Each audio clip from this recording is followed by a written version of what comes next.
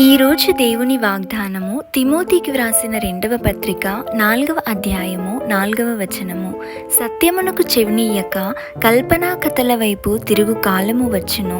అయితే నీవు అన్ని విషయములలో మితముగా ఉండుము, శ్రమపడుము, సువార్తికుని పని చేయుము, నీ పరిచర్యను సంపూర్ణముగా జరిగించుము. ప్రార్థన. పరిశుద్ధమైన దేవ, కృపగల తండ్రి, మీ పాదములకు లెక్కలేని స్తోత్రములు చెల్లిస్తున్నాం ప్రభువా. ఈ ఉదయకాల సమయంలో ఈ రీతిగా మా అందరితో మాట్లాడినందుకు మీకు వేలాది స్తోత్రములు తండ్రి. అవును యేసయ్య, వాక్యములో చెప్పిన విధముగా కల్పనా కథల వైపు తిరుగు కాలము వచ్చి ఉన్నది తండ్రి. సత్యమును మరిచిన దినములలో మేము జీవిస్తున్నాము.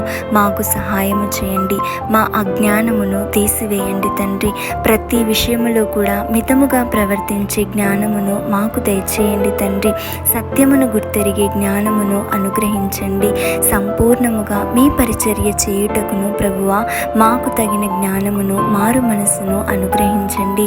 ఎల్లప్పుడూ కూడా ప్రభువా మీ ఎడల నీతిమంతులముగా, నమ్మకముగా జీవించే కృపను, సత్యమును బోధించే వారముగా, అనుసరించే వారముగా ఉండే ధన్యతను మా అందరికీ అనుగ్రహించుమని నజరేయుడైన యేసు నామములో అడిగి వేడుకొని పొంది ఉన్నాము తండ్రి. ఆమేన్.